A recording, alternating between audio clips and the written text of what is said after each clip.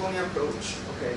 So this approach, I believe most students are not familiar with Hamiltonian approach, but I think Hamiltonian approach is very fundamental for some physical equation. If this physical system has energy conservation property, so Hamiltonian approach is very important.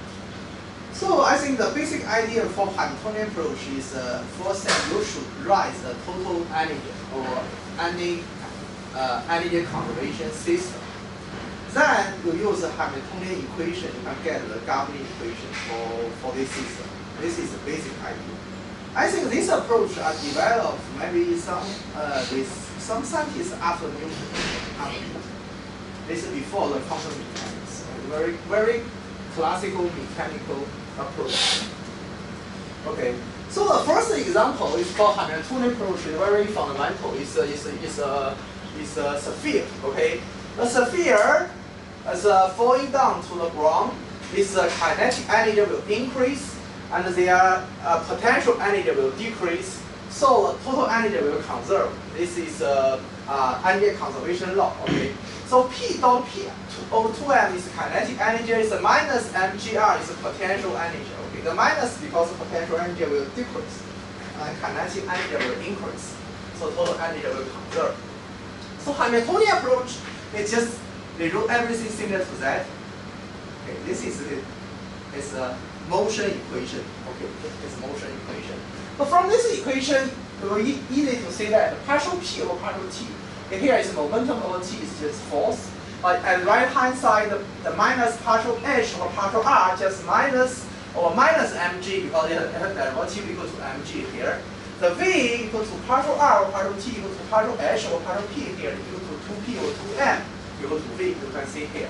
So it's everything is just governing equation for this simple system. Okay, this approach can be extended. Okay, can be extended. As it can be extended in the charged particle interact with EM field. Okay, when a charged particle like electron interact with EM field. So I think that for this charged particle, we also can write the Hamiltonian as kinetic energy plus potential energy. Okay, so everything is same. But here the problem is that V is not conserved. Okay, so because you learn the Maxwell stress tensor, okay, the theory, the mv here is a momentum for kinetic momentum, similar to mechanical momentum. Okay. So this should be add a field momentum QA here. We get this canonical momentum. This canonical momentum is conserved. Like it's conserved. It's a conserved quantity. So we should use conserved quantity to represent the Hamiltonian. So P minus QA. Okay, you can say P minus QA over M is still P minus QA equal to MV here. Okay, MV here. So MV over MV I over 1M. Not P. Sorry.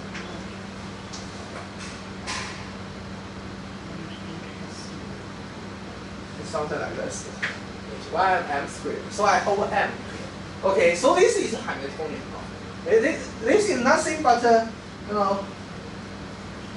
we use a channel variable use conserved quantities.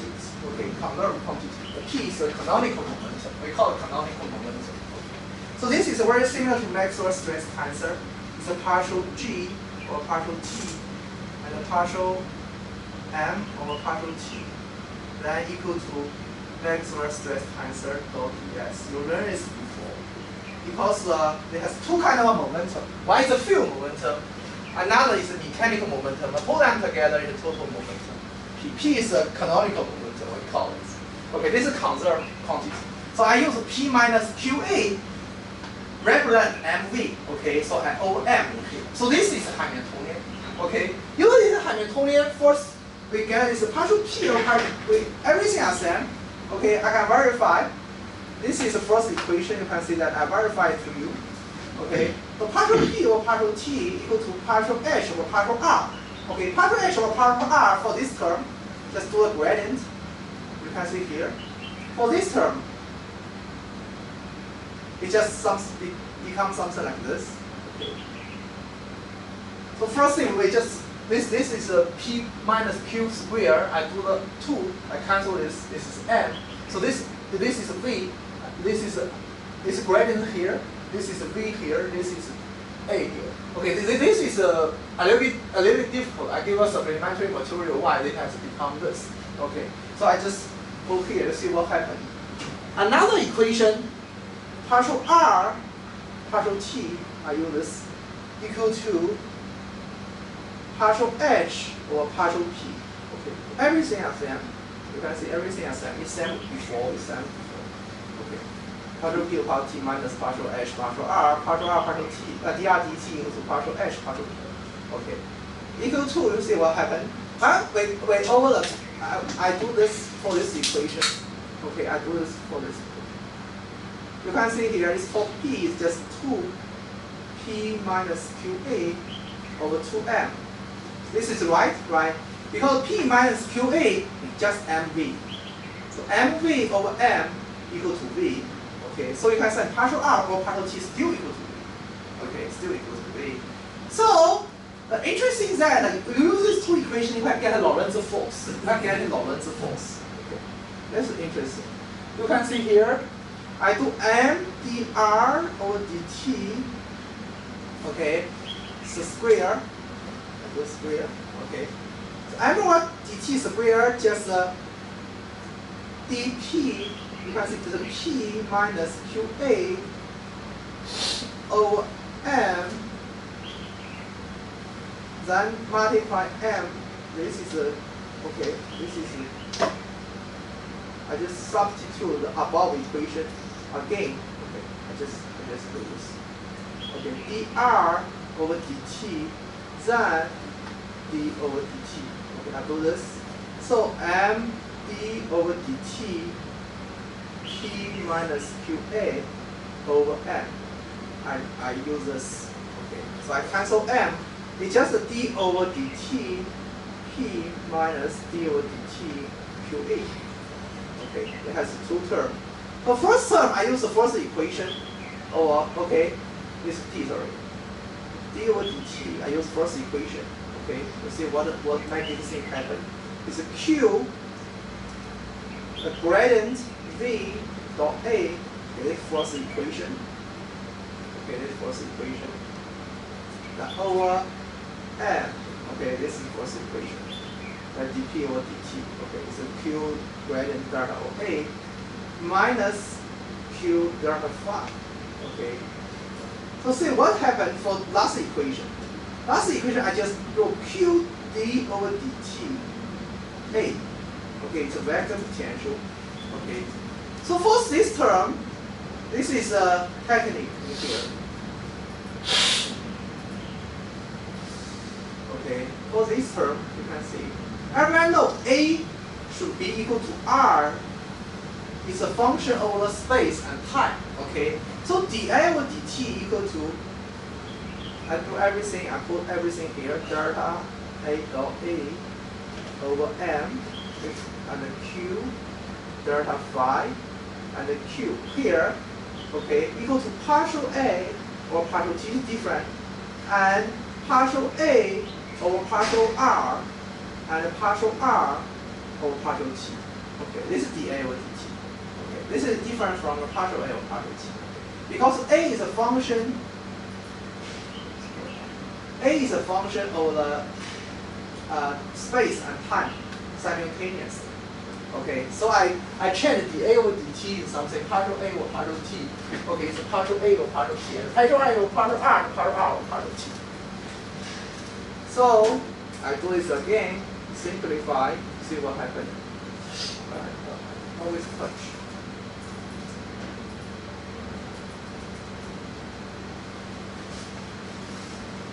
Just go forward. Okay, this is a Q delta VA over M. Okay. Why I have M here? Oh, so no M. So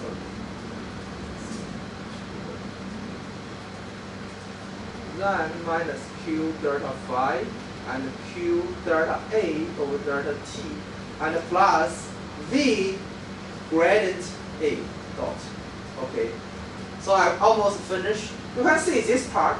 How about this part? Okay, this is minus QE. Okay, this is minus QE. And this part has Q here. This part is just Q delta V dot A and minus QV dot A here is minus.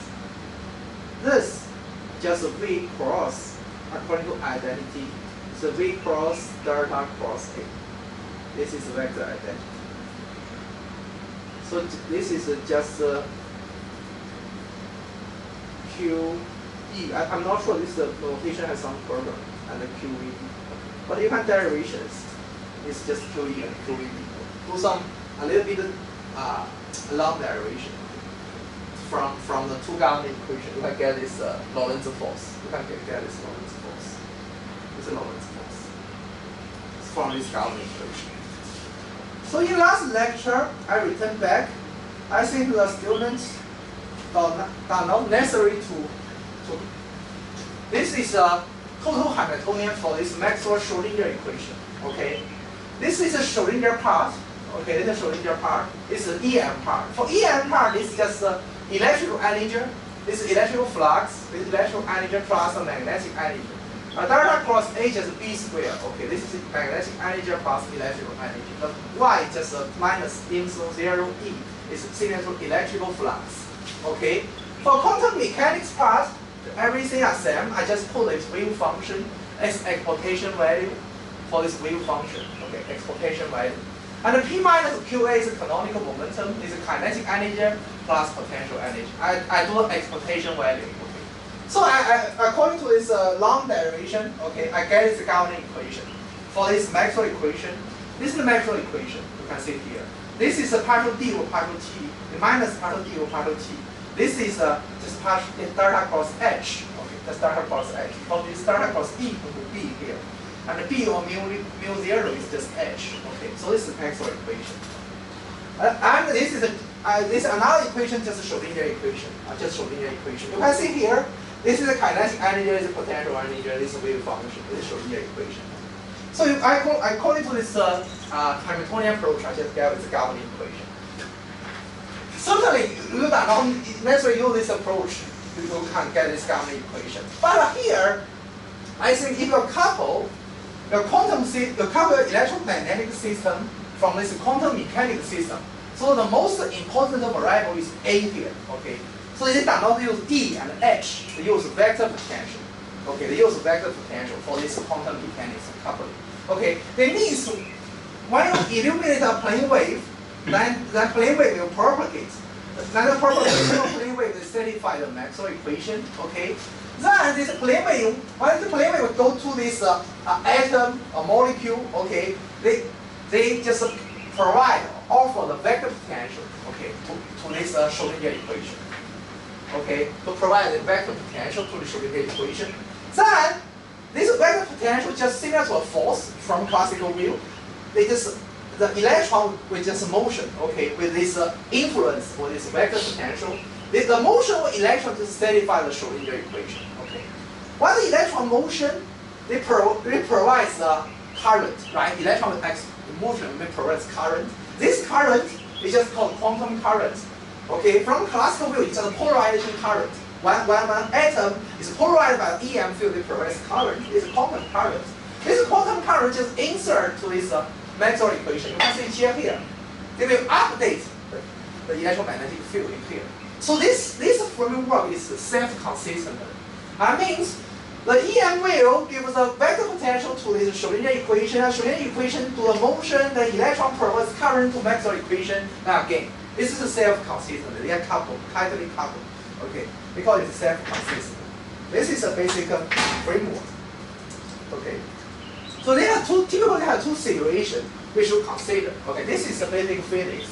So when an atom interacts with a laser pulse, when an atom interacts with a laser pulse, okay, we consider atom in free space with a short duration. Is a pulse. Okay, very short pulse.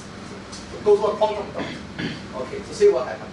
If it will polarize, okay, the quantum dot will polarize. The EM field will polarize. Okay, so produce a quantum current. Okay, Similar to the equation, okay, I give the vector potential, okay, the EM wave, the laser give the vector potential to the Schrodinger equation. Schrodinger equation just describe the motion of these electrons. Okay, this motion has produced current to the Maxwell equation. So, the quantum current just generation relation field, okay, relation field, because they polarize, when the dipole emitter polarize, they will emit electromagnetic wave, okay. So, after the pulse stop, so what happened? Okay, just give a pulse, the pulse just stop, okay, because they just very short. After the pulse stop, if an atom is placed at a free space, okay, atom placed at free space, see what happened? The radiation field will propagation to far field. Okay, to polarize, they emit electromagnetic wave, the electromagnetic go to far field, does not return back. Okay, does not return back. So this field cannot react on the atom. So this is called the atom experience relativity key. They will relativity key. Okay, this is the first case. But if the atom places a cavity, okay, this is a picture. This is a cavity. This is the atom. Okay, the cavity has a resonance frequency omega c. The atom has two levels, it's a ground state and an excited state, and the transition frequency, we call transition frequency is omega A. Okay? If the omega A go to omega C, it's an ideal case. It has so this atom will absorb the photon. Okay? The atom will absorb the photon, they will polarize, then they will from the ground state to excited state. First they absorb the photon, they can excite from ground state to excited state. Okay, this is the first state. Then they will jump from excited to ground state to emit a photon. Because they produce a polarization current. They produce quantum current. They will emit a photon. Okay, this current will generate electromagnetic wave.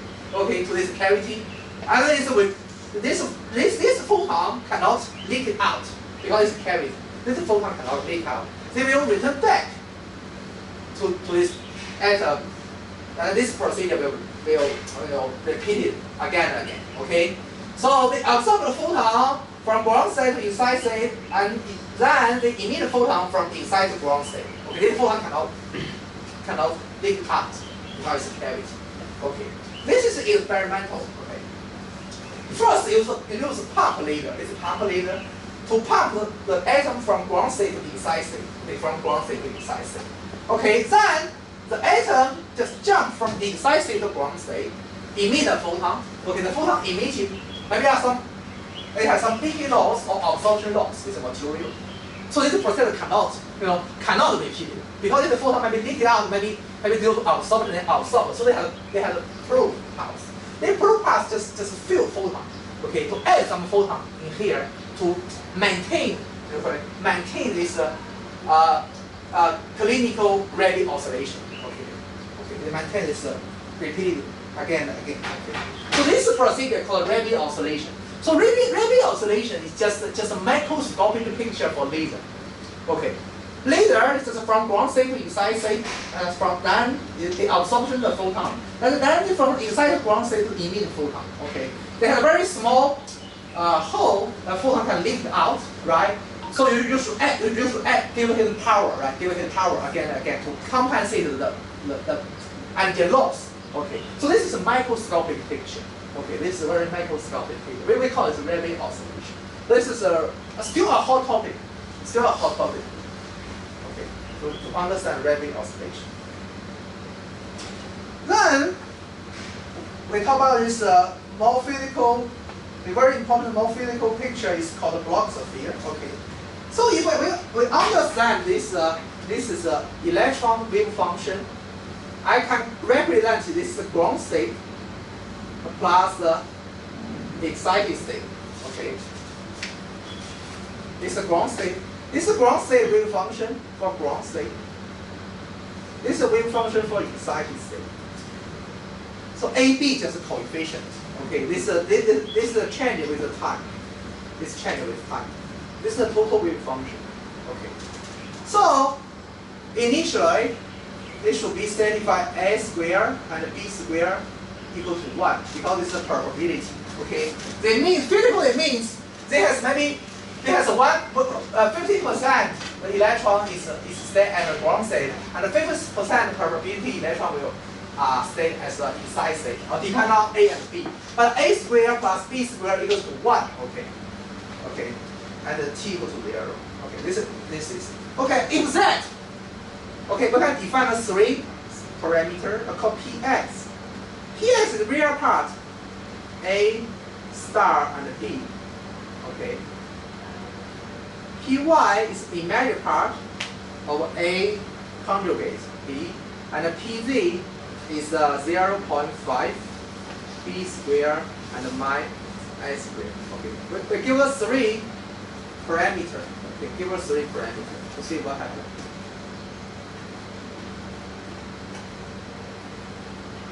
If I give us 3 parameters, so we see that Px squared plus Py squared or Pz squared just equal to 1/2. You can verify, so I verify to you. Because this is the real part, this is the imaginary part. The real part squared plus imaginary part squared just A conjugate B squared. Okay, amplitude. So, then plus 0.5 B squared minus A squared. Or this is just A squared B squared. This is just 1/2 B squared minus A squared. Okay. So put them together. Okay. We get this 2. Sorry, this square. Pd square, right? This is square. So this is 4. This is square. So it's a B4 minus 2 B4 A4 and plus A4. Okay. Then plus 2 over, sorry, 4.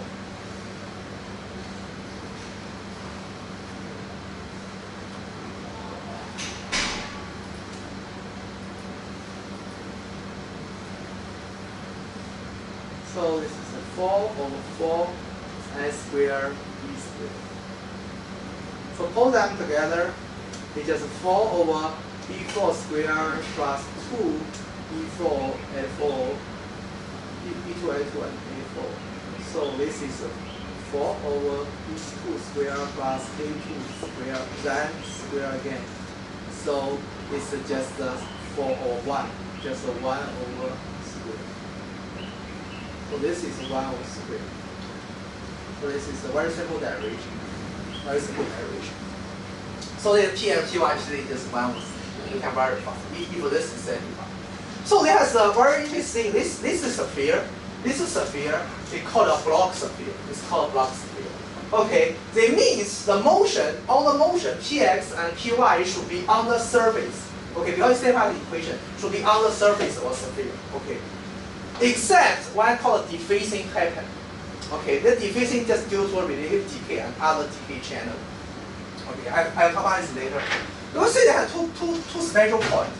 Okay, one A equal to 1, B equal to 0, they call ground state. Okay, one A equal to 1, B equal to 0, the wave function just equal to ground state wave function. That means our atom just 100% probability stay at the ground state. Right? That's the probability. Okay, here the Px and Py equal to 0 because B equal to 0. You can see, okay, Px is 0. And Pz equal to, you can see A equal to 1, this 1 is 0, it's a minus 0.5. So ground state is here. Okay, it's at location associated here, right? 0, 0, 1 or minus 1. They call it source pole, it's a ground state. Okay? Then for inside state, A equal to 0, B equal to 1. Okay, A equal to 0, B equal to 1. So the total wave function just inside state wave function. 100% probability at inside state. Px and Py equal to 0. Okay, because A equal to 0. And Pz equals to positive 0.5. Okay, because B 1, A equal to 0. So this is north pole. Okay, this is north pole. With 0, 0, 1 pi, they call it inside state. Okay, they call it inside state. And this inside state, you can see the Pz equal to 0.5, and the ground state, the Pz equal to minus 0.5. Okay, so this is called an inversion factor. Okay, why I call it inversion factor? It's similar to population inversion in laser. Okay, if you fully occupy this inside state, they call it population inversion. Okay, this is 0.5. It's totally in the ground state, the minus 0.5. So they call it inversion factor. So at this north pole, this is completely inverted. So this is also macroscopic feature for the. So see what happened. Okay, this is a very interesting picture. Okay, very interesting picture. First, if without radiative decay, I mean if without radiative decay. Okay, so there has two situations. One we call tuning case. What's the meaning of tuning case? I mean the incident wave frequency just matched to the transition frequency. We consider atom in free space pumped by a pulse. Okay. If an incident frequency, okay, incident frequency is matched to a transition frequency. Transition frequency I means just excited energy minus ground energy. We call transition frequency. If they're just match equal to each other, their motion, you can see this is the red curve. Their motion just touch the 2 points, minus 0.5 and 0.5. Okay. Okay, this is it means one is sine omega, another is cosine omega t. The minor, okay. So just a perfect, similar to perfect radial oscillation from ground state and then excite state, and from excite state to ground state. Okay, 100%. So they can touch the north pole and this south pole. I mean, if they are just match now, just match, they can from the ground state to excite. The atom can from ground state excite to the excite state, then excite state, then go down the ground state. They can touch this north pole and south pole because they are called tuning case because they are just match. But you can see here the yellow, green, blue. This is a detuning case. I mean the incident wave frequency cannot match the transition frequency. This is just not a full circle, just some oblique. You can see it's a tilting circle here. This is a physical picture. Okay, this is a physical picture. The green, you can see this green is non-radiative case, detuning. Okay, I draw this picture to you. Okay, for PD is population inversion, right? This is a minus 0.5. Is ground state, fully ground state. This 0.5 is excite state. So if the tuning case, this tuning case, okay, tuning case, I mean this omega incident equal to omega transition. Okay, so they are oscillate something like this. Sine wave. Sine wave. It's something like this. So they just from a ground state to excite state, the ground state, excite state, similar to radial oscillation. Because I did not consider radiative decay. Okay. But this is time. Okay. This is a PZ. Okay. This is PZ. Okay. This is time. But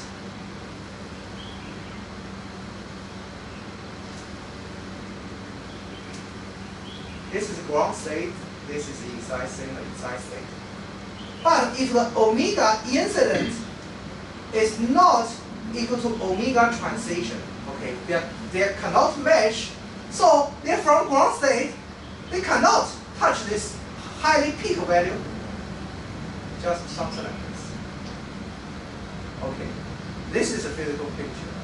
So just something drawn in this gray line. You can see this is also sine. Okay, but they cannot touch 0.5. They cannot fully go to this highest. That means they cannot achieve completely inverted. Okay, it's partially inverted, even cannot match. Okay, this is the picture. Also signage. Okay. Okay. So from this picture, this is white. It's a white color. You can see it's a white color. This is something like here. Something like here. It's not a red line, just slightly tilted. Slightly tilted. This is when the EM, this is a pulse. Okay, this is a pulse. When pulse suddenly stop. You can see suddenly stop. They just stop, like go to a constant motion. You can see it's just something like this. So initially the motion along this curve. Okay, along here is a motion here. Then it suddenly stop. It just becomes clear. Why? The PZ is constant. You can see PZ is constant. Okay, because no EM field, they do not consider radiative decay. they do not consider radiativity. Gamma equal to 0, we do not consider radiativity. So they just constant. Okay. So PD is constant. It does not change. Okay. This is the classical picture. If you consider radiative motion, radiative decay, I means initially you do not consider radiative decay. I mean the E field at this atom is constant. Okay. They assume that E field at this immediate point is constant. That means they do not consider decay. From this equation, what's the meaning of do not consider radiative decay? Initially, they are self-consistent process. That means the atom will produce current. The current produces a new EM field. This is self-consistent. This situation, the radiativity are included. But what's the meaning of they do not consider radiativity? It's just one equation, not this equation. The A is constant. They have plane wave go to its dipole position. The A only depends on the plane wave solution. Okay. That means the atom does not produce any current to affect the EM field. Okay. Only this part. It means there's no radiativity. The A is just only dependent on the initial plane wave. Okay. But in fact, everyone knows one given plane wave, they are polarized. They also produce another EM field. They will disturb the original EM field by the plane wave at this point. Okay, this is the situation, but they do not consider. If they do not consider, it's so ideal. You can see, it's just oscillatory. Okay, then go here. You build no field. Okay, you consider the gamma is 0.5. You consider, you can see, they will decay. You can see. Okay, they pump to higher, then lower. From here, the pump stop. Then go to the ground state suddenly. This ground state goes to ground state suddenly. Okay. This blocks the field. You can see it very easily. From here, this is like a spiral. Okay, it's spiral. Why it has spiral? You can see the PD amplitude.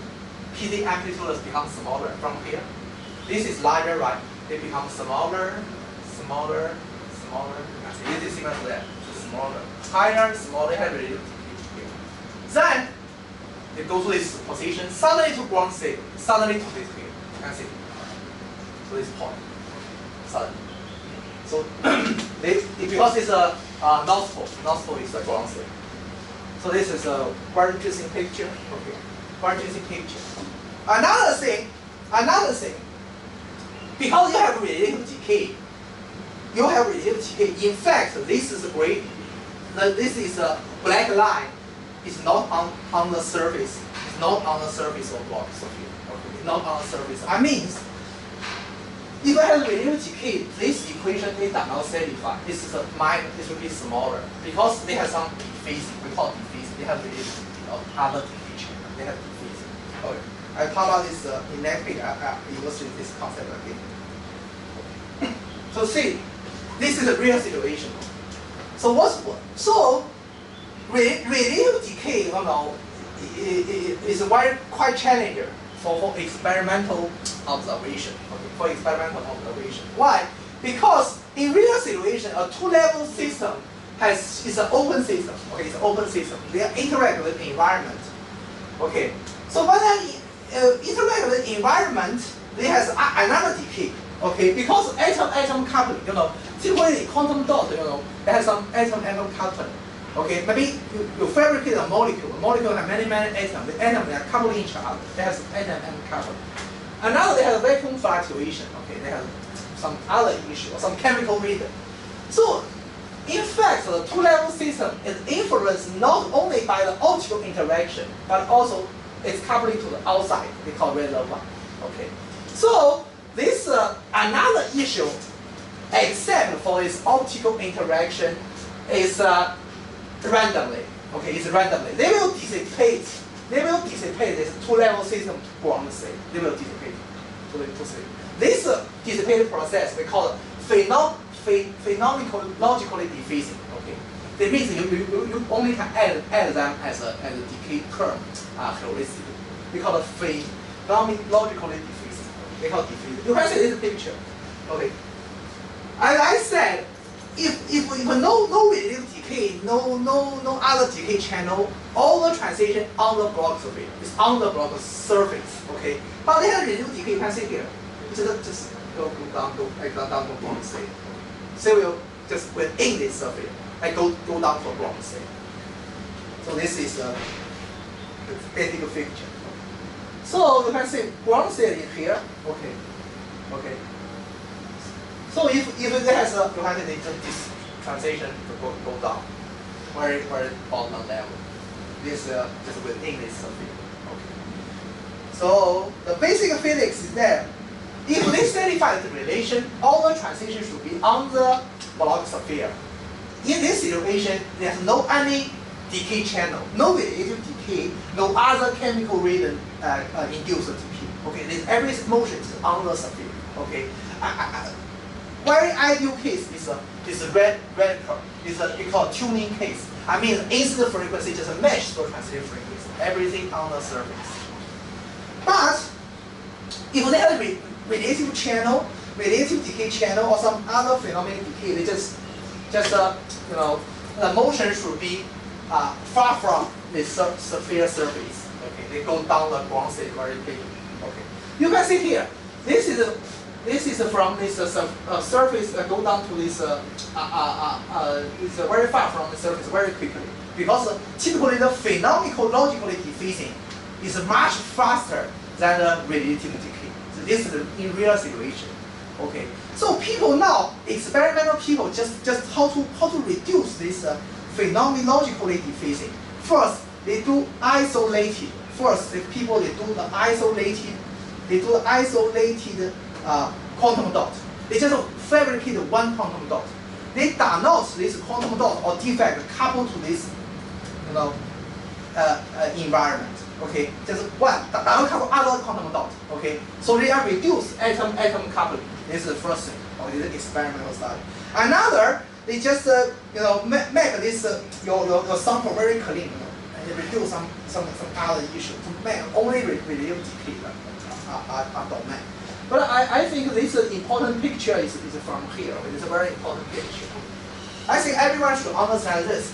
If you understand this, you can know all the story for this atom EM couple of this block surface. All the information is from this surface.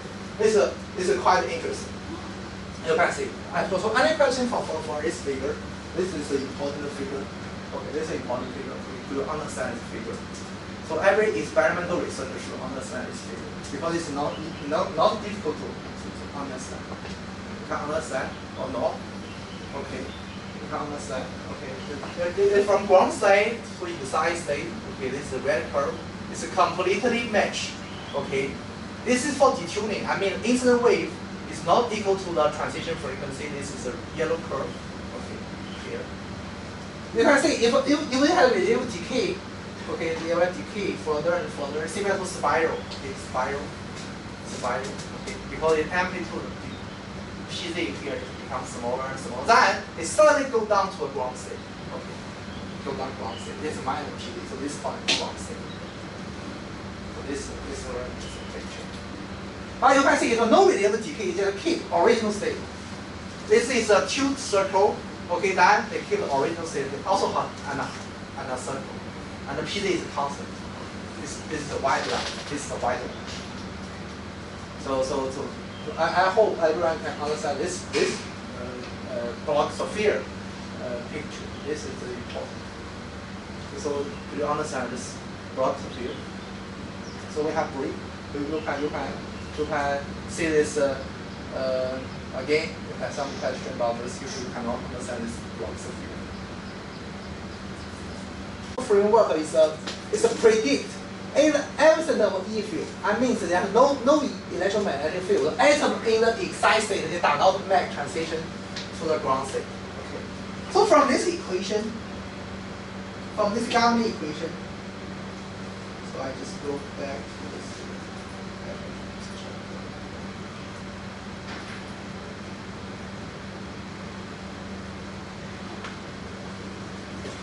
So from this equation, you can see that if A equal to 0, okay, so this, if A equals to 0, just phi P over phi, okay.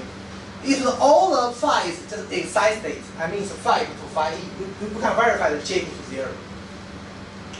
No transition momentum. because the phi is eigenstate. Okay, it's eigenstate. This is the transition momentum signal and no transition sizing. So current equal to 0. So no any motion. Okay, no any motion. So semi-classical framework said if the atom at the excite state, its excite state, they cannot go to a ground state. If the atom at the excite state, no EM field, no any EM field, they cannot go jump to the ground state. No current, they cannot produce any current. So this is the limitation. So spontaneous emission cannot explain. Spontaneous emission said, oh, this in a vacuum is initially classical thing. In the vacuum, there's no field. In a dark environment. If the atom at the excite state, there's no field, no anything driven here. Why they can go to the ground state? Okay, why they can? If no driven, this is if no EM field, no classical theory, if no EM field, only has an atom. So atom systems are isolated. Isolated, only has a quantum system, no any EM. So this isolated system, when the atom is at the excite state, they cannot go down to a ground state because it's isolated system. Okay, current equal to 0. So they cannot explain. But in fact, in experimental, they found the atom has a finite lifetime in excite state. They have a finite lifetime. Okay, so this is only can explain called a quantum electrodynamics. Quantum electrodynamics. Okay, that means they have a field here. Okay. The field has a 0 mean value, but it has non-zero verification. Okay, that's similar to random fluctuation. They have a field fluctuate. Okay, they have a field fluctuate. Okay, so for a semi-classical model, spontaneous emission only can be added phenomenically. Okay, just characteristically. Okay, they know, oh, they have decay, they add some decay term. They give maybe 0.5, 0.3, they just give us. They call it phenomenically. What's meaning of phenomenologically is just give this experience value. Just give it experience value. How is decay rate? They call it phenomenological. It cannot be rigorous. But this is interesting. I just showed you a picture. Who push the electron? It's excite state, they go down state. So this is an important picture. So I just spent some time to quantization the Maxwell equation. So what's my thing?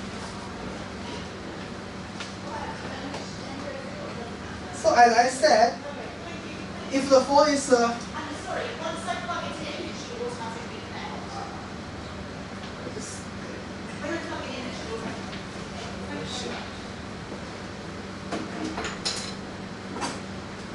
So, if the atom at its excite state, okay, they go to a ground state, okay, so only the field, just vacuum fluctuation.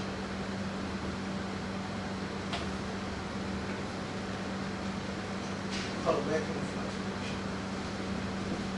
So as I said, from the classical theory, if the atom in a dark environment, in a vacuum, there's no any electromagnetic field, electromagnetic to 0. So at this situation, we see the atom at an isolated environment. Then no any transition will happen. This is the classical theory. Okay.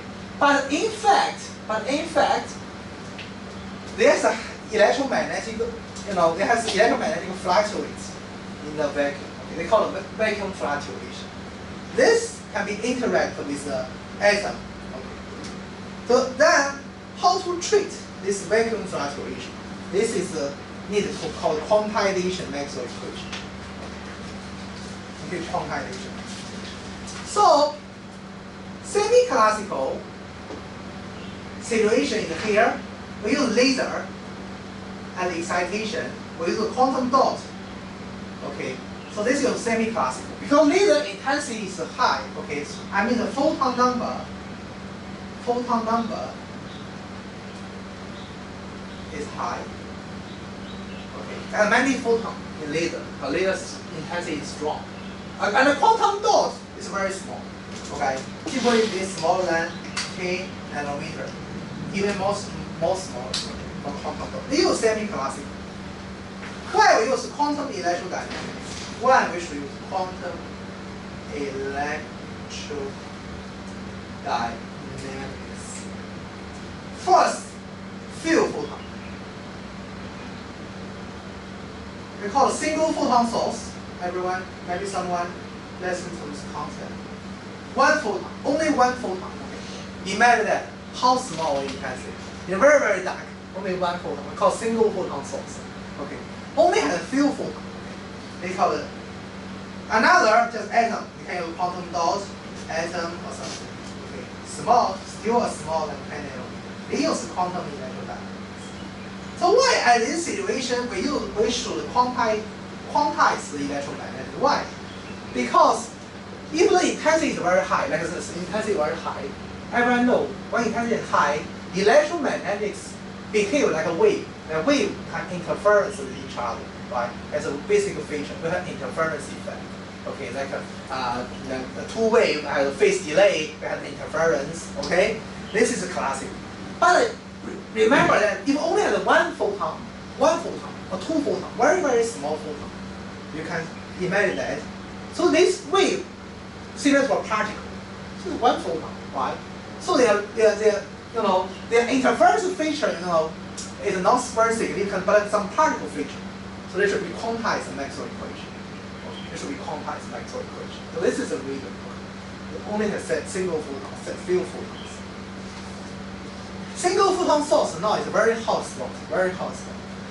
Many people start this or cavity QED or something. Because single photon source. This is a reason. Okay. So I think that when you learn some physical concept, you must know the equation or your concept is not valid at some situation. Okay. I said one way only electromagnetic is enough is because object size is very large. We can use Gibbs mu. We can use this permittivity, permeability. This permeability is just average many electron hole, many nuclear. They give some macroscopic parameter, like a permittivity parameter. EM is good enough. But you shrink your size of the object, shrink to an atom or molecule, just 1 or 2 nanometer. And in this situation, epsilon, mu, know this concept, no permittivity, permeability.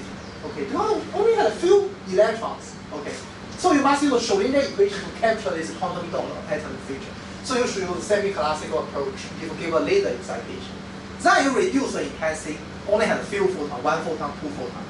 Okay, object size is small. At this rate, you should use quantum electrodynamics. Okay, no other choice. Okay. So this is a reason. You should know your case, then you know your model, okay, your physical concept.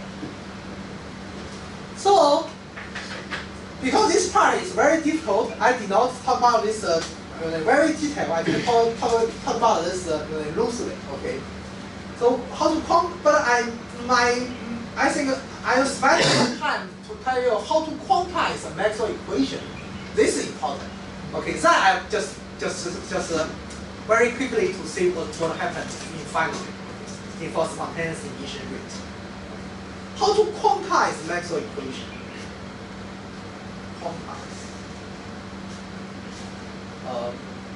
Quantize Maxwell equation.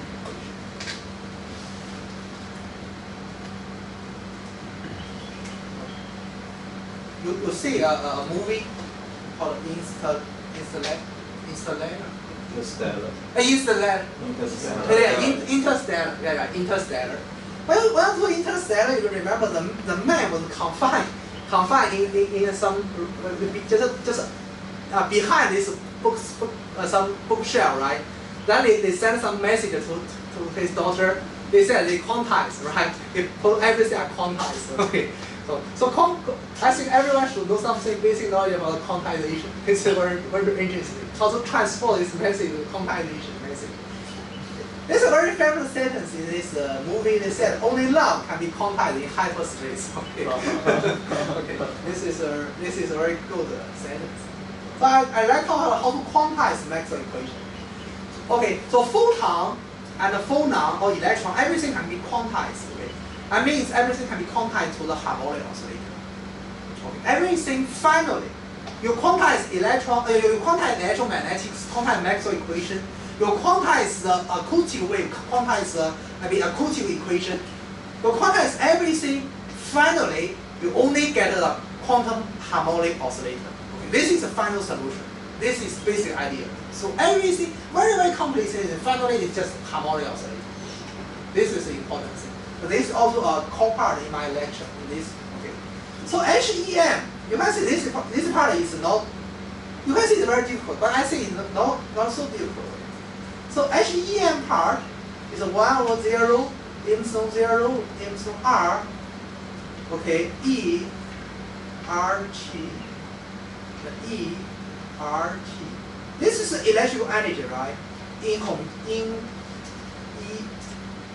electrical energy. This is electrical energy. Here, it has inhomogeneous. Okay. It has inhomogeneous permittivity. Okay, the quantized equation. Then I put this vector potential in here. Okay, RT dot delta R RT and then 2 mu 0 and T. You can see this is a B. Okay, this is a B. Okay, so here the total part is just a magnetic energy. This is a stored energy. This is by the pointing theorem. Okay. So here is everything are classical. Quantized is the final step. Everything is classical. So this is just the EM energy in homogeneous media. Okay, I put the epsilon r here. You can see. Okay, this is just it's a 1/epsilon r square. It's just a B square. This is a magnetic energy and electrical energy. So this is just a D. Okay, it's Y2 D dot D. So this is just conductivity. Okay, so see what happened. From Coulomb gauge, the E equal to partial A over partial T. I write it something like this. I add a dot. Okay, it's a time. So see what happened. 1, 2. Okay, I put 1, 2 maybe 1, 2 epsilon. I put here. Okay, epsilon R. Okay, add dot RT plus C square. Okay, because C square equal to mu 0, epsilon 0. So you can see so what? C square A. Oh no dot. A RT. I use integration by part. I pull the curve operator to here.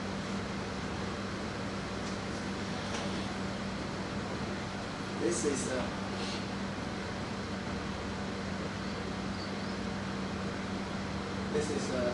just a very simple classical derivation. Okay, I pull this delta curve operator from here to here. I use integration by part. C square multiply epsilon 0 just mu 0. So this is everything at first. Okay, so I finished here. Okay, I did not move. So the most important thing is eigenmode. Okay, if you want to quantize any system like electron, for the EM wave for acoustic, you should know eigenmode. Okay, because each eigenmode similar to a one harmonic oscillator. Okay, each eigenmode behave like one harmonic oscillator. So I give this eigen equation. Everyone knows this eigen equation is just delta cross E as a minus K square 0 epsilon R E square equals to 0. This is eigen equation, right? No excitation solution and no excitation solution here. Okay, this is just wave equation, no source. Okay, it's just eigen equation. Okay, so I slightly change them. Okay, slightly change them. I change to delta cross UQR. Okay, and Q square because they are different frequency, epsilon R and R. Okay, and UQR goes to 0. I just change a little bit. So UQ just eigenmode. UQ is eigenmode. The Q square just K square is just similar to eigenfrequency. Okay, similar to eigenfrequency. So Q similar to the eigenfrequency. Okay. And U is just the eigenmode.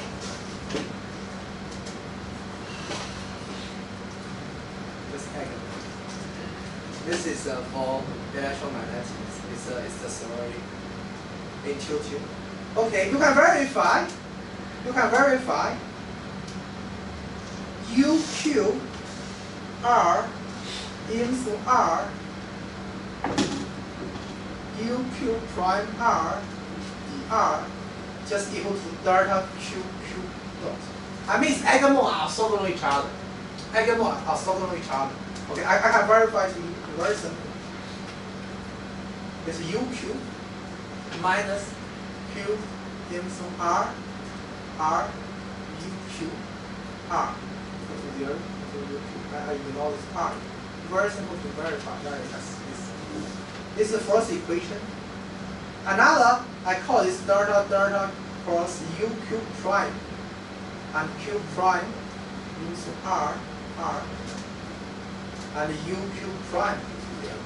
Then I multiply UQ prime, this dot, I also dot UQ here, dot, okay. We call it 1 and 2. I subtract 1 and 2. Finally, you found that UQ prime into R UQ integral equal to 0, 1 Q prime is not equal to Q. Because this is integrated by part, this part just equal to this part. Okay. The two parts are the same, but only have this part. Very easy, very fun. So this is orthogonal relation. This is orthogonal relation for this angle.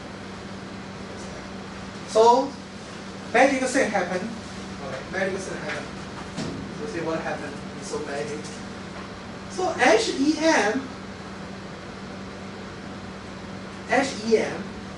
equal to 1 over 0 into 0 into R and A dot AT, right?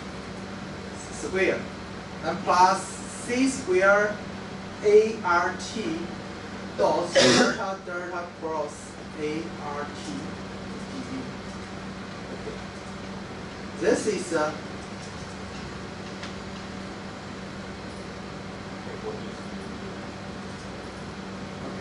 this is just electrical energy plus magnetic energy. Electrical energy plus magnetic energy, just above my right. Then I use eigenmode function. Eigenmode function. The ART, I just use eigenmode function equal to something RQT, UQ, and R is eigenmode function. Okay, I function A is something like this. And A dot RT, I just use function something like this.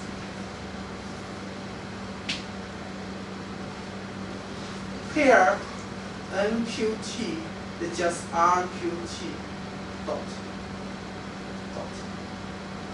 Just partial part. Right? Because we have eigenmode. If we have eigenmode, we can expand the field as a superposition of eigenmode. Because it's a time domain, so the coefficient of the change with time. A change with time. Okay, this is dot or A. Just I use another NQ to separate. NQ just RQ dot. It's eigenmode is function. So see, finally what happened? This step is the most important part. If you know other step part, you can know how to quantize maximum equation. Okay. This is just E field energy. This is H field energy. Everyone can understand. Okay. It's E field and H field energy. So this see what final step what happened. So for the first term, just change to here. And the second term, just change to this. Very simple. It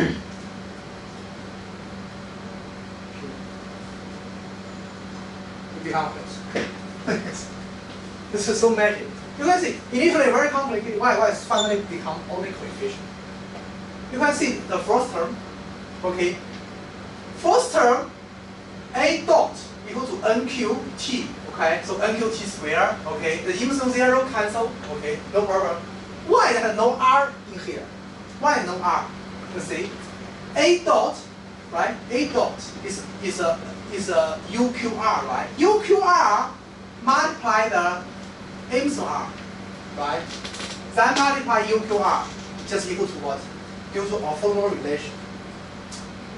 Here, this is important. This is the orthogonal relation. So I just draw this again. You can see what happened. So ART square, I just give one example, equal to, okay, so it's just equal to some epsilon 0 Q NQT square and mu QR conjugate. Then I do this not negative conjugate. Then I do this double, right? I double this term. Then I multiply epsilon R, dr, dv. Right? So this part equal to what? Equal to delta function. This is orthogonal. So finally, just become this.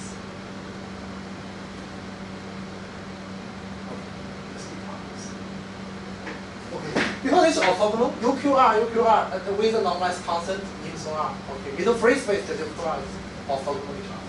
Okay, this is orthogonal each other. Just orthogonal each other. Yeah, go back to this.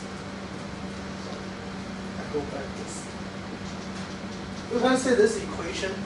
Okay, so A dot and dot A dot here, because they have UQ.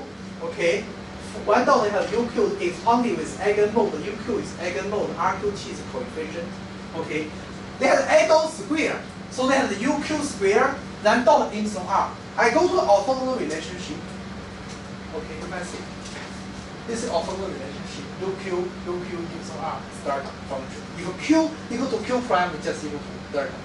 So finally it become OQT.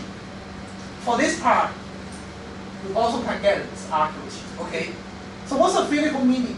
Why the Hamiltonian just become the coefficient? Just coefficient of this eigenmode. Just summation of coefficient of eigenmode. Because eigenmode are orthogonal each other. They are normalized. They are normalized. Each eigenmode are orthogonal. Each eigenmode are orthogonal is equal to 0. Every eigenmode are normalized to 1 their energy. Okay, so total electromagnetic energy can be decomposed from eigenmodes energy, right? Eigenmodes energy. Okay, each eigenmode. All the eigenmodes are orthogonal. They means they are not coupled to each other because they are orthogonal. They go to 0. They not uncouple each other. So the total electromagnetic energy just can be decomposed eigen energy of each eigenmode summation together. Okay, this is very important. Okay, you can decompose the field with every eigenmode. Okay. For each eigenmode, because these eigenmodes are not orthogonal, they are orthogonal each other and are not coupled. So the total energy just eigenmodes energy summation together. So it's just coefficient, because their eigenmodes are normalized. Okay, because it's A squared, eigenmode is UQR and epsilon R square is normalized. You can see here, it's normalized function. The UQR epsilon R square is delta function. So it's to an integral just something. Very elegant. So NQT, just expansion coefficient for this eigenmode. RQT is the coefficient of eigenmode. So this EM energy can be split to the capacitor. Okay, this electric field energy, this is similar to capacitance energy, and RQ is similar to the magnetic energy. Okay, similar to magnetic energy. The total energy is just electric energy plus magnetic energy, similar to capacitance energy plus inductance energy. Okay. Then I do some simplification. I assume CQ is to omega Q. This was okay. You say NR not familiar. No problem. I change N equal to P. I change R equal to x. What's this? This is just harmonic oscillator. It's harmonic oscillator, right? P square O2m is the kinetic energy. Omega square x q square O2m is the potential energy. You can see. If I change R to x, change N to P, so this equation just harmonic oscillator. Oh, there's a Q. There's many harmonic oscillators. Okay. So how about the electromagnetic energy? What's the physical picture? So electromagnetic energy similar to that. This L1, C1. This is L2, C2, many harmonic oscillator. Each oscillator equal to 1 angular mode. This is 1 angular mode. So we split the total energy electromagnetic system with many angular mode energy summation together. Each angular mode similar to a harmonic oscillator. Okay. This is a physical picture. So they have summation. You can see they have a summation. Over Q. Q is many modes. It has many modes. But each mode is similar to a harmonic oscillator. Okay. So this is the physical picture. They satisfy the Hamiltonian equation. So how to quantize? Just one step. Everything just conclude. Okay. Just one step to quantize. Okay. Just change all the operator as change the momentum and displacement as operator. Everything I'm done. This is a quantized Maxwell equation. Okay. So if I change the n is a p operator. Everyone know p, right? P is just minus I h delta. Okay, this is p, right? We change the p as operator. I change the x with similar to that operator. So this is p and here. This is classical. This is operator. So you can see this is quantized. I finished. Quantized just change the classical operator. The A similar classical operator P here. I change to operator P. P is just I minus I delta. Okay. The R is a displacement or similar to X. I just change to the X operator. So everything I'm done. Everything I'm done. This is just you can see from classical to quantum. Classical just everything has a this is a classical momentum. Okay, the classical displacement. I just change to the quantum version. So P become operator, X also become operator. P is just I H bar delta. Okay, X and X operator. This is just quantization. But situation is here is a commutator relation. I mean X operator and the P operator are not commutable. Okay, this is the essential part for quantum mechanics. What's meant computable? So for classical, when you measure the displacement and the P, you can measure like a car. The car will move in some space and move in a ground. You can know the velocity. You also can know the position, know the displacement. You can measure the displacement and your velocity simultaneously. You can measure, right? You know the speed, you will know the location. This is a classic. You can know the P and X simultaneously. You can measure them simultaneously. But what is for the quantum mechanics? Quantum mechanics said, oh, X operator and P operator, it has a Poisson bracket. They have bracket. It's equal to IH bar. If Q equal to Q bar equal to IH bar. Okay. Okay. We consider sample. Okay. The sample is I equal to H bar. That means they are not commutable. Okay. So they cannot measure simultaneously. It means in quantum mechanics, if you know the particle position exactly, you know the particle position, you cannot measure the momentum. If you know the momentum, you know the velocity exactly, you cannot know the position. Okay, you cannot measure two quantities simultaneously. This is quantum mechanics. What's the fundamental difference for quantum mechanics and classical? Just this. If you can measure the velocity, can measure momentum and the displacement simultaneously, this is classical. If you cannot measure them simultaneously, it's quantum mechanics. Okay. So this is interesting. Why it cannot? Okay, if this equal to 0, Okay, if this equal to 0, they have the same eigenvalue. Okay, if this is equal to 0, same eigenvalue. It's not equal to 0, it does not have same eigenvalue. Okay, so if your particle position is measured, okay, if you measure a particle position, then the state just collapse to a position eigenstate. Okay, just collapse to a position. You measure, you disturb this quantum system. Well, I know this position. Okay, but this position eigenstate is not momentum eigenstate because they are not commutable. Okay, you learn this. If the matrix AB equal to BA, I use A, B, okay, equal to what's the meaning of commutable? This is the interesting concept. I mean, if the matrix A and B bracket is commutable equal to AB equal to BA. If AB equal to BA is commutable. Okay. They have the same eigenstate. So they can measure. I measure A, I get this eigenstate of A. This is also eigenstate of B. So I can measure this simultaneously. Because AB equal to BA equal to 0, they have a commutable, they have the same eigenstate. But if AB bracket is equal to I h bar is not equal to 0, I measure A, I get the eigenvalue of A, eigenstate of A, but it's not eigenstate of B because they are not commutable. This is quantum mechanics. So quantum mechanics, that means they cannot measure this P and X simultaneously.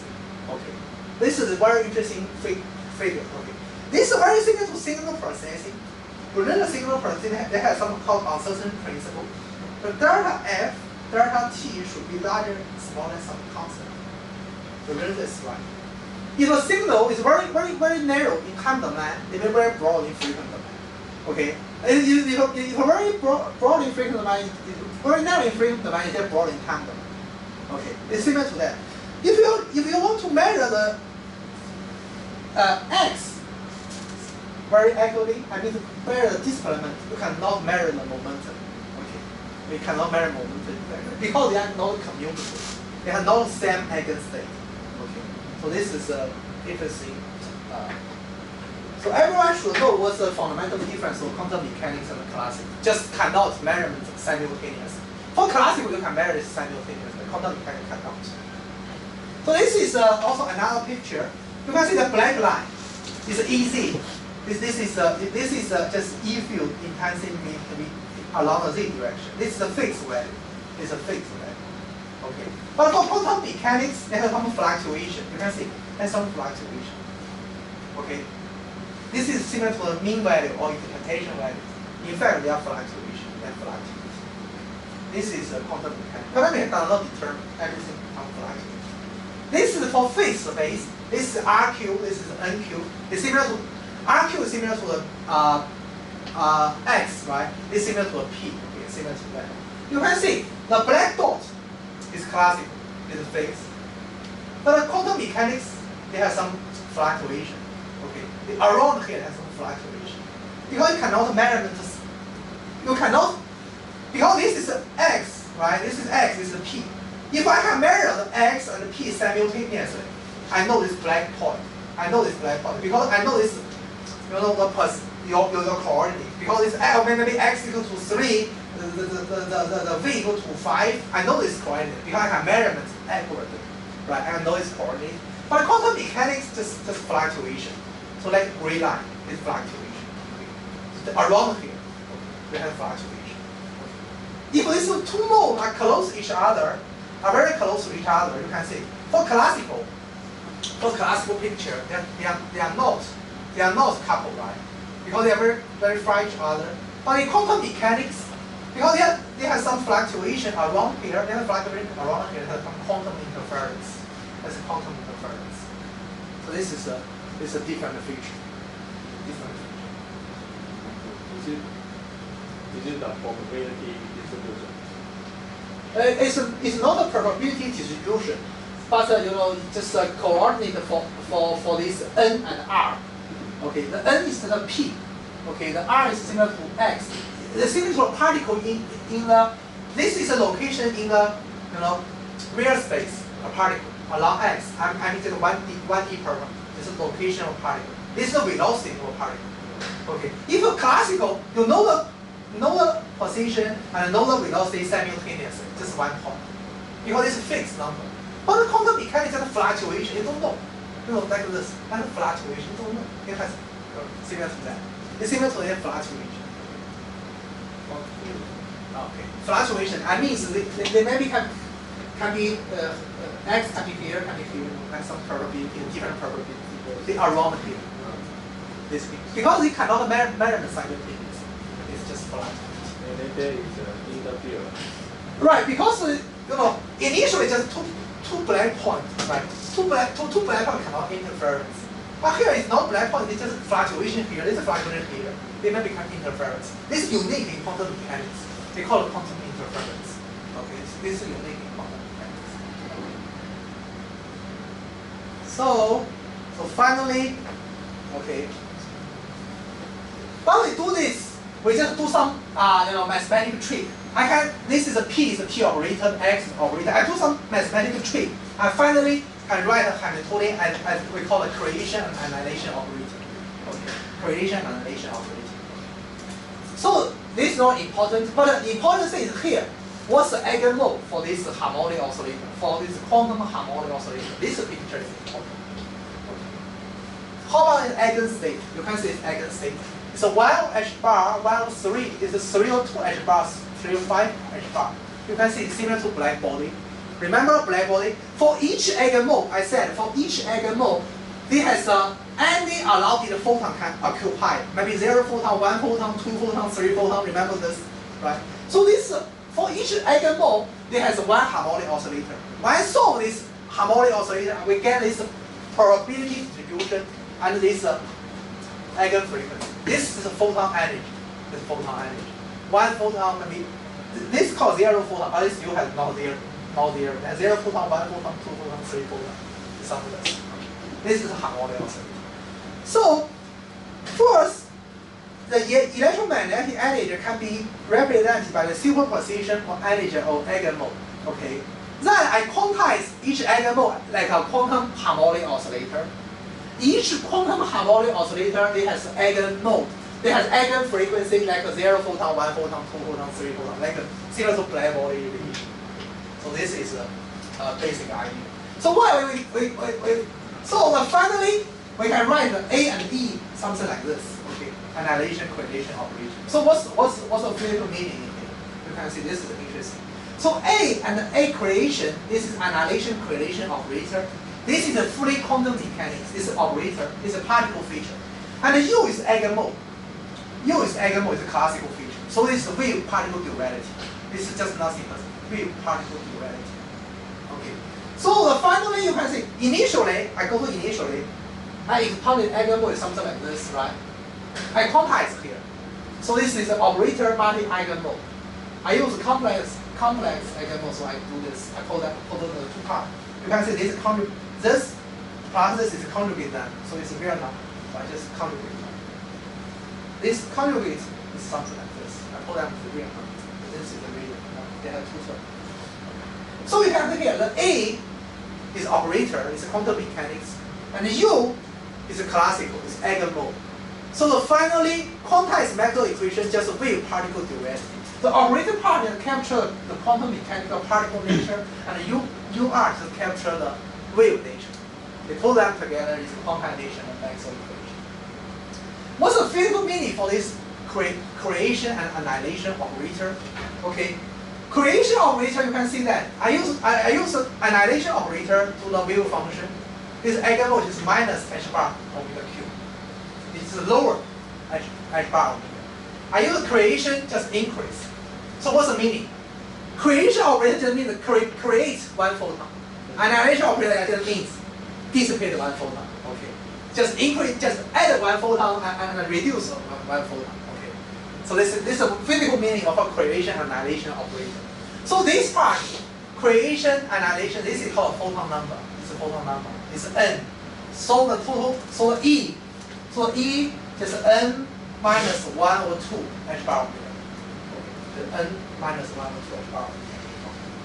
This is So what's the physical origin of spontaneous emission? It's not easy to get here. What's the physical origin? Just here, E0. Just the E0. Okay. E0 is 1 over h bar omega cube. H bar omega cube. Okay. The D0 we call it 0-point energy. It's a physical origin of spontaneous emission. What's the meaning of that? Even your temperature is T equal to 0. I mean the Kelvin temperature T is equal to 0. It's the lowest temperature in the physical society. Even here, the ground state E0 is not equal to 0. Still has energy 1 over h bar omega. This energy we call it 0-point energy.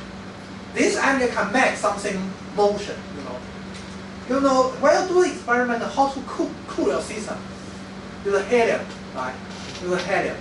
But even you reduce the temperature goes to 0, the helium still has motion. You cannot stop the motion of any object. Molecule, atom, electron still has motion, even in T equal to 0, 1. Because the lowest ground state for this harmonic oscillator is just 1 over h bar omega. They call it 0-point energy. Okay, it's still motion. Yeah, it's still motion, even T equal to 0, due to this 0-point energy. But I think we have never been. It's very difficult to achieve T equal to 0. But even you achieve that, E0 is still here.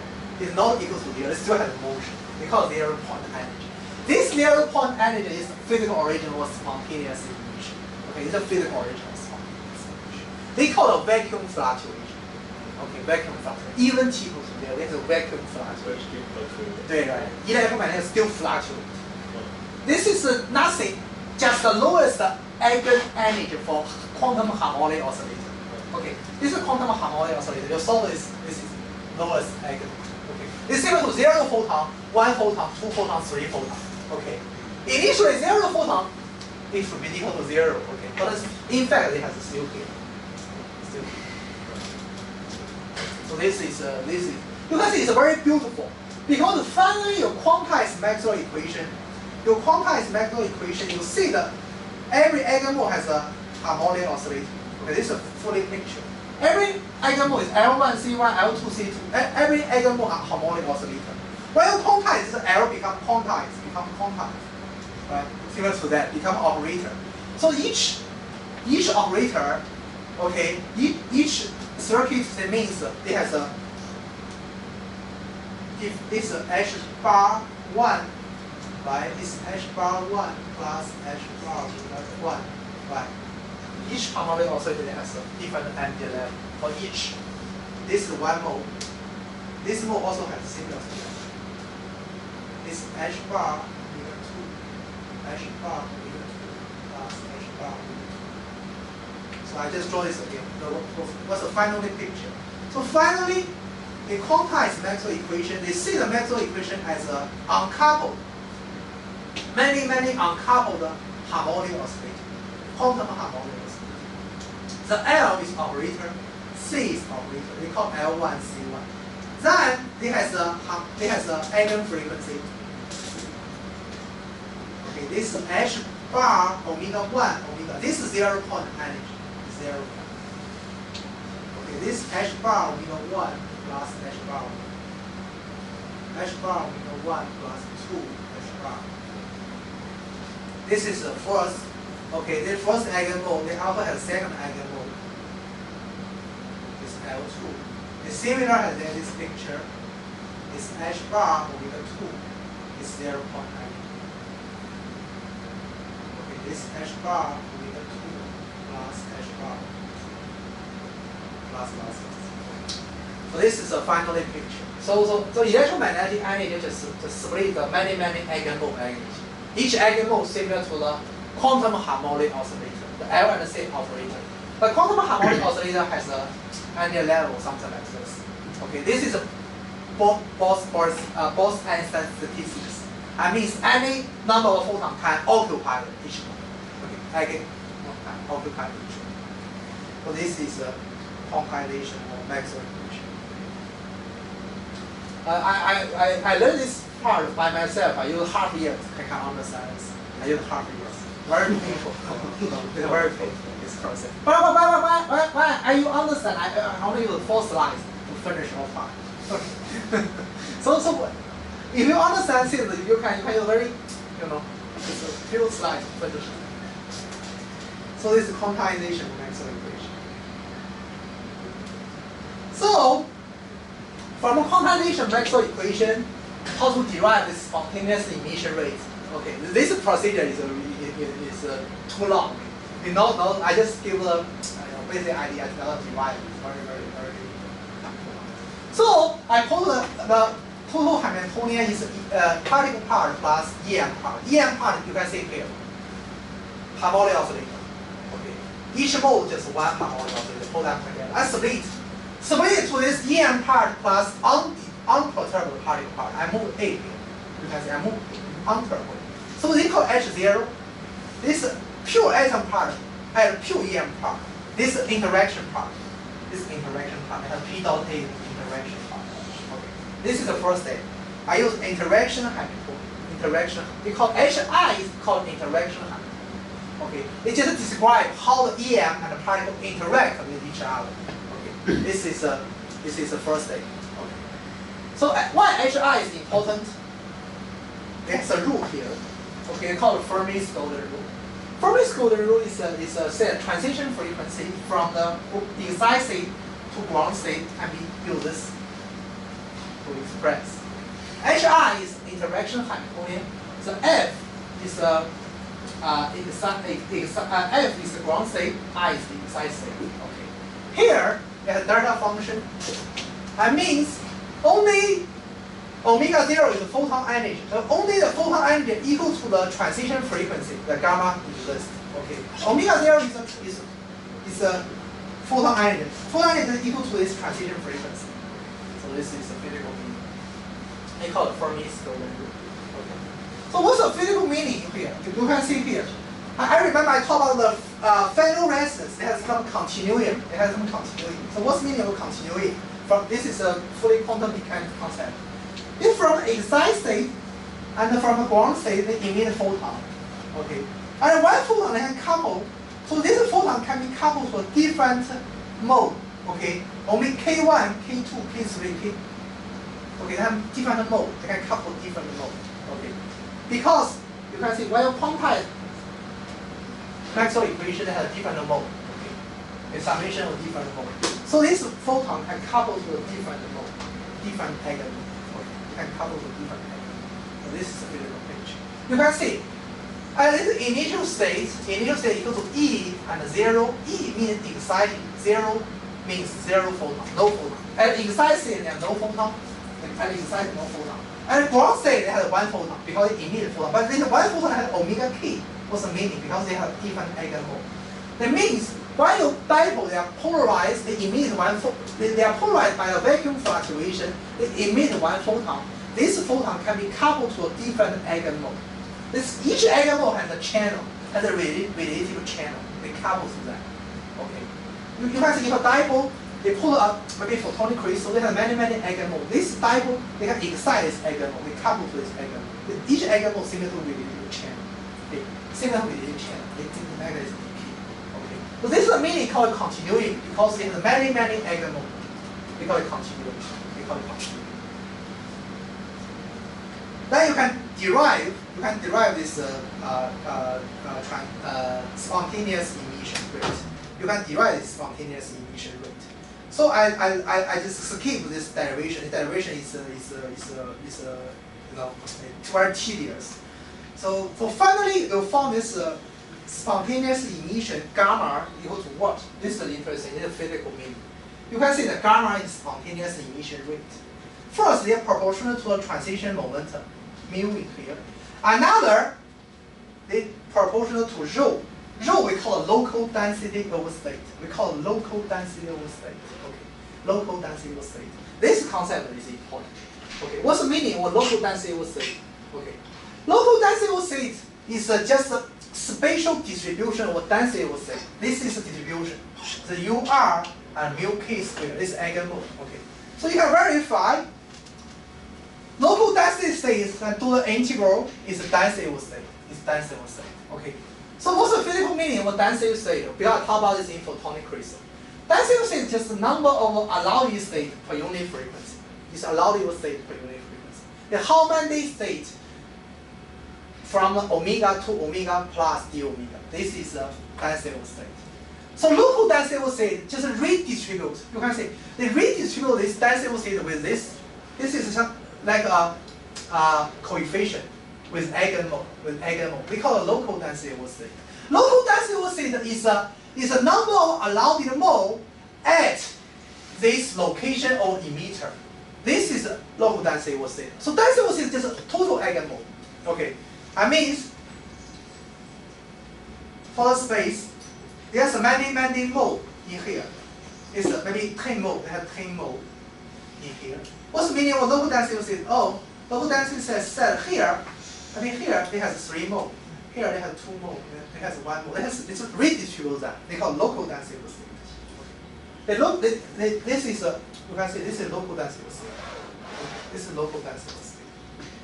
So spontaneous emission, you can see this is a local unstable state. This is physical definition. This, you can see they depend on eigenmode. Okay, they depend on eigenmode. And the imaginary part of Green function. Okay, this is called local unstable state. So because I will repeat this in next lecture, but I like to see classical and quantum. You'll see that. So this is quantum mechanics. This is fully quantum mechanics. But I derived it in classical. Right? Remember, imaginary part Green function. Imaginary part Green function with a classical decay rate. I derived this. Okay, in the previous lecture. It's a fully same, almost same. I derived this. Remember this? Okay. I use Boynton theorem, 1 over 2 real part J equals D. I derived this dw dt something imaginary part of Green function. Okay. I derived this classical. It's fully classical. And this just equal to this can be connect to this quantum mechanics. Because this is quantum mechanics. They can connect to them. I also can connect classical decay rate. This is classical decay rate with quantum decay rate. The only thing I just changed the classical energy for this harmonic oscillator to this. You can see here. It's a vacuum fluctuation energy, 0 point energy. If this part equal to this part, everything is equal to 1. Okay.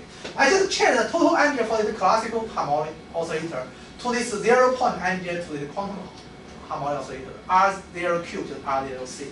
I mean, classical can be connected to quantum. You can see from classical picture, imaginary part Green function just determined the local unstable state or determine the spontaneous emission. Okay, just determine emission rate. This is the quantum picture. So they totally can be connected to each other. Okay. So finally, this step is very long, but finally you found that the classical result and the quantum result are quite similar. They are not too contradictory with each other. This is a very interesting thing. Okay. I will repeat this part in next lecture because local density state is very important. Okay, local density state. Okay. So thank you.